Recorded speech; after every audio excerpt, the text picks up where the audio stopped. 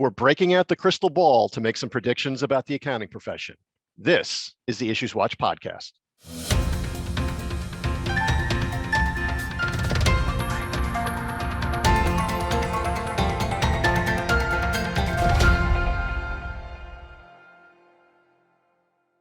Hi, I'm Don Meyer, Chief Marketing Officer at the New Jersey Society of CPAs, and welcome to the IssuesWatch podcast. Accounting firms around the world have been forced to drastically change processes, re-examine working environments, and support businesses in economic recovery over the past 2 years. We may be getting closer to normal, but there's still plenty of change in store for the rest of 2022. Back with me today to discuss some of the key accounting industry trends expected to shape the rest of the year is NJCPA member Joe Tarasco. Joe is CEO of Accountants Advisory Group, a leader in consulting CPA firms on mergers and acquisitions, partner governance, practice management, marketing, and human capital. Welcome, Joe. Thank you, Don. How are you today? I'm good. I should have said welcome back because I think you're my first two-time guest on the podcast. So welcome back. Oh, wow. Do I get a jacket like on Saturday Night Live? Or? We'll look into that. Okay. Yeah, maybe we'll have like a special ranking of our guests. Okay. Yeah, great. We'll look into that. All right, so let's start with something that we've been talking about for, it seems like forever, the Great Resignation. By some accounts, the Great Resignation didn't affect accounting as much as some professions, and the real challenge was finding new talent. So what are you seeing as the biggest talent challenge, recruitment or retention? I think both, but I would have to say that recruitment is right at the top there. It's extremely difficult. I was speaking to a major recruiting company here in the metropolitan area, and I had asked the person in charge of the office, what do you see as your closing rate for orders that you're receiving from public accounting firms for staff? And he said, believe it or not, it's only about 10%. Wow. And yeah. And a lot of it has to do with the fact that a lot of these people that are looking for other options in public accounting are moving towards private. The other problem for a recruiter is they're getting counter-offered by their existing firms, so they're not moving as much. But I think the public to private is the big challenge right now. And the other challenge is compensation.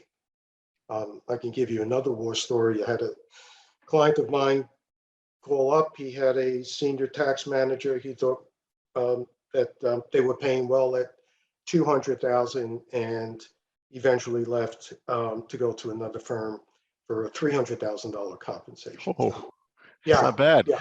And there was counter offering going on through this whole thing.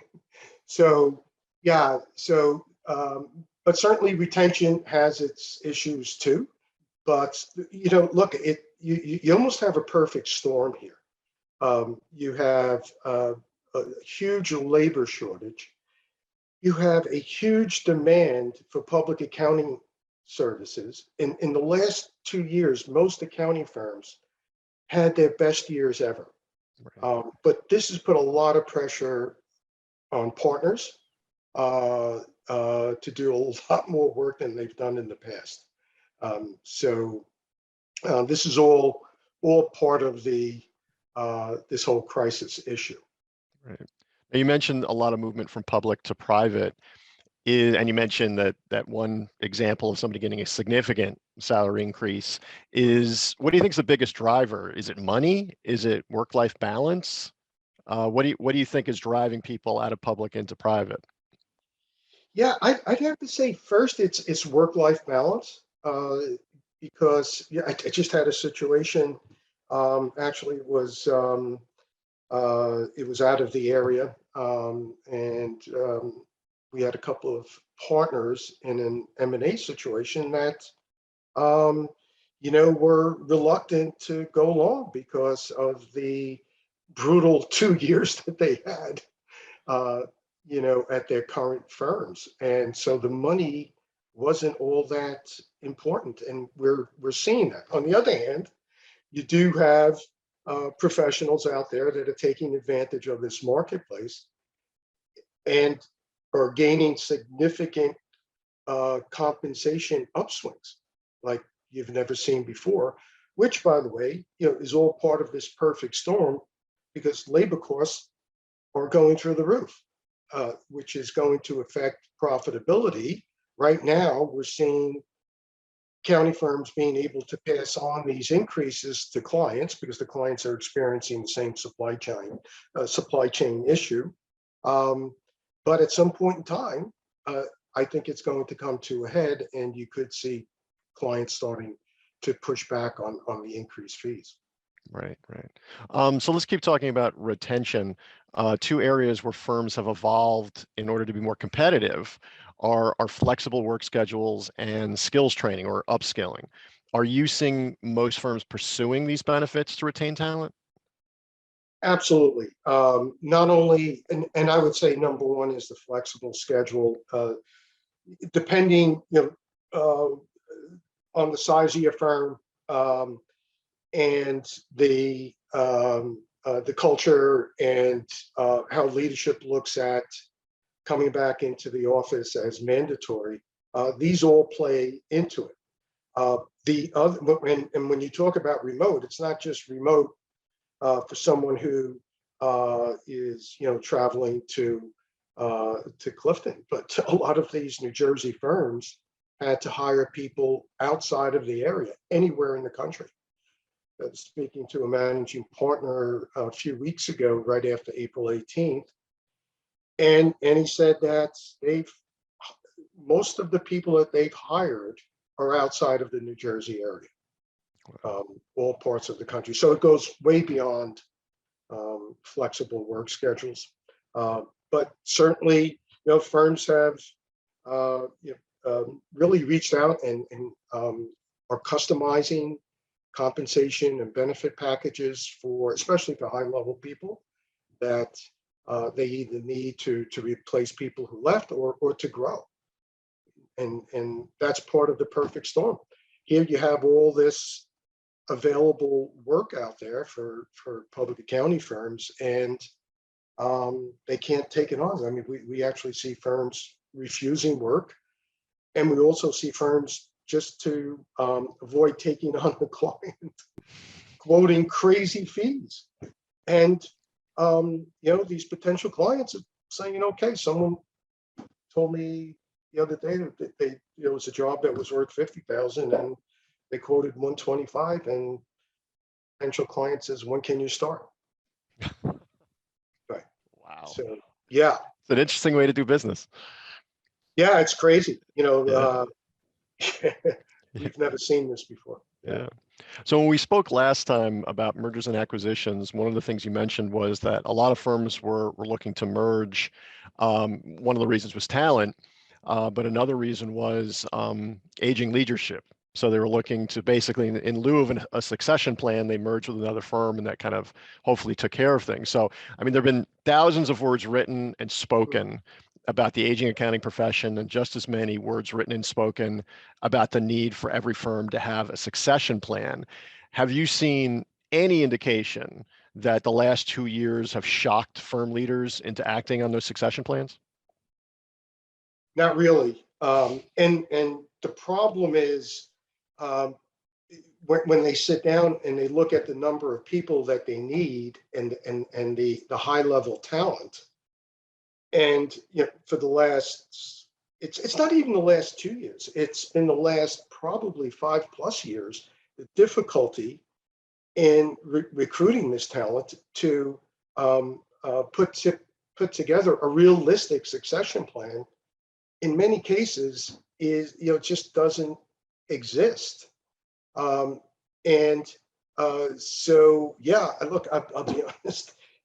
We're getting so many inquiries after April 18th in terms of M&A, and both from the buyer and the seller side.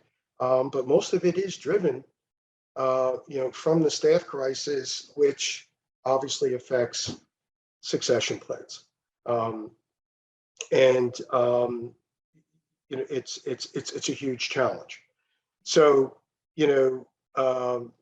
and really it comes down to, can a firm, whether it's small or large, be able to overcome this by, one, are they committed to outsourcing work overseas to the Philippines and India?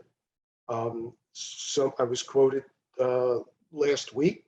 I don't know if it's going to get published in the Journal of Accountancy, but I was asked, what is the amount of work you think firms need to outsource to be able to grow and develop a succession plan? And I said about 30 to 40% of their compliance work at a minimum.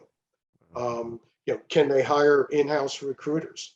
Are they doing continuous recruiting, which means we're recruiting all year, whether we need the people or not? Okay.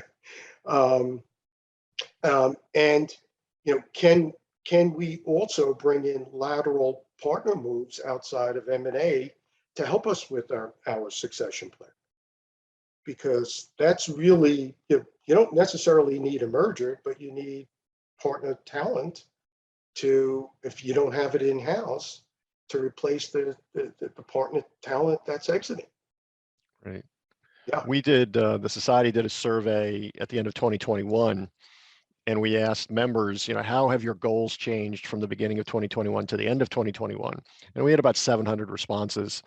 And the most frequently used word in the responses was retirement. Not that all 700 said they were going to retire, but so I found that really, really interesting. Yeah. So one of the other things that came out of the pandemic was it necessitated that consumers and businesses alike had to embrace, or at least accept, digital solutions for more transactions, including accounting services. So now customers expect their accounting firm to provide user-friendly, time-saving, and convenient technology for communications and transactions. So how are firms progressing with the adoption of new technologies? That really varies, and I hate to say the same answer. A lot of it has to do with size. And don't get me wrong, the smaller firms have done a great job, and were actually able to get through the pandemic, especially when no one was in the office, because they have upgraded their technologies. But the whole idea of upgrading your technology and keeping up with the state of the art is not only in terms of client services, but it's in terms of administration and marketing. But we've recommended that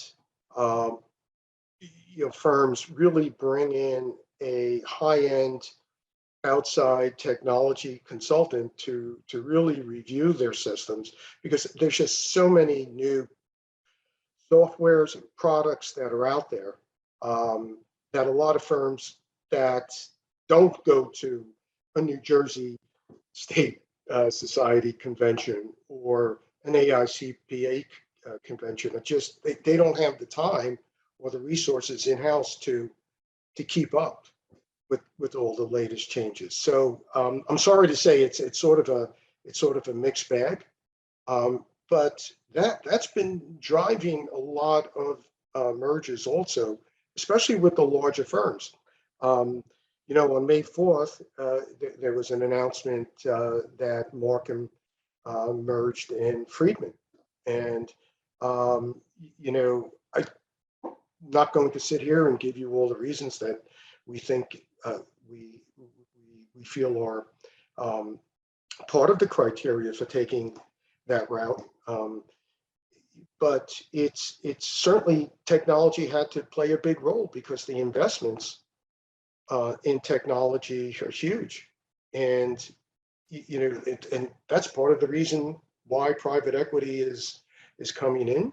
They think that there's some huge opportunities here in the public accounting profession, and also if providing the investment dollars to upgrade technology, certainly I think is going to put these larger firms in a much better position to cut down on some of the labor costs, become more efficient, and provide a higher level service to clients, as the clients continue to upgrade their technology. Right. Markham actually used to have an office here in the same building as the Society, 105 Eisenhower and Roseland. They moved out during the pandemic because they had people working from home. They had other offices, so they just didn't need the space anymore. And a lot of that had to do with the fact that their technology was able to allow them to interact with clients and provide all the services that they needed without actually having a physical workspace. Yeah, you would be surprised as you know the number of full 100% virtual accounting firms in the country. It's amazing, you know, Yeah. and I think you'll continue to see that. Yeah. Now, earlier you had talked about outsourcing of compliance services. For a lot of firms, that's still a bread and butter.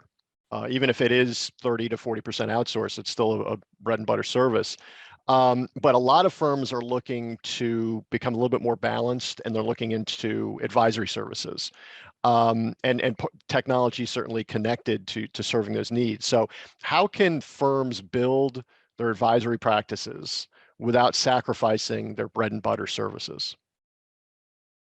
Yeah, look, the best way is to acquire an advisory or consulting firm versus trying to start that up internally with your existing partners and staff. The world is moving quickly. Larger accounting firms are acquiring advisory and consulting firms as we speak. I think that was one of the first acquisitions that EisnerAmper made after the private equity deal, was to go out and acquire a couple of advisory companies. And these companies come in all sizes. So even relatively small firms could be in the market to acquire those firms. Like we see, one of the big trends is wealth advisory. There are a number of firms, and again, even medium small firms that are acquiring wealth management advisory companies. Yes, they do come at a multiple, but it's a very profitable proposition. It's not unusual for firms today, even at the bottom end of the top 100, to have over $1 billion in assets under management. But for industry types of consulting and special service types of consulting, I would recommend doing an acquisition, even if you have to go to the bank to finance it. And basically anything can be a service offered to clients these days, right? Technology, marketing, human resources. Cybersecurity, cyber's huge, right? Yeah. So, not necessarily to create this one-stop shopping, but you're talking about client retention, bringing more value to client services. And look, in some cases, we see firms doing alliances with consulting and advisory companies versus a pure acquisition. So there's a lot of ways that you can be able to bring those specialty companies into your menu and to network these people with your referral sources, and so tremendous opportunities in that area. Terrific. Well, I mean, you're going to be talking about a lot of these issues as a speaker at the NJCPA Convention and Expo, which is returning to in person. Very excited about that. And to Atlantic City, it's going to be June 14th through the 17th. We're excited to have you as one of our speakers. Now, without giving away too much, because we want people to attend the convention, can you give us a sneak preview of what you'll be covering in your session? It's called Trends in Public Accounting and Future Predictions. Sure. So we're going to present what we feel is really the future marketplace, both for services, staff, and where we see this, all of these dynamic market types of issues that are going on, and how to best deal with it to remain an independent firm of the future. And we'll talk about things like leadership and we didn't mention this here, but diversity, DEI, and lead generation, and how to grow without necessarily having to add a lot more people. Looking at, yes, the consulting advisory part of all this. We'll be talking about the importance of leadership today. And I hate to hate to use this word. It's it's been used for years now, but accountability is becoming more important, especially in terms of profitability. Although things are great in terms of potential clients, there's a lot of profitability issues that are going to take place over the next couple of years, and there's going to be a lot of leadership issues as the leadership turns over and as more leadership is needed. I've had several managing partners ask me to review their revised organization and leadership charts to see if it makes sense for the future. Is it really a structure where the firms can develop a strategic plan but implement it? Okay, because the other course of action obviously is an M&A transaction, but there's a lot of firms, okay, that really want to develop a internal succession plan. But how do we get it done, and how is it going to adapt? And really adapt is the key issue to the marketplace of the future. All right. That sounds great. And again, for those of you listening or watching, it's called Trends in Public Accounting and Future Predictions. The convention is June 14th through the 17th in Atlantic City. To see the full convention agenda and to register, importantly, to register, go to njcpa.org/convention. Joe, thank you so much for joining us today and for all that you do to support the NJCPA over the years. Okay, our pleasure. Thank you very much. Thanks for listening and watching. To learn more about the services that Joe and his team and Accountants Advisory Group provide to CPAs and firms, visit accountantsadvisory.com. And we hope to see you at the NJCPA Convention and Expo, June 14th through 17th in Atlantic City. Learn more at njcpa.org/convention.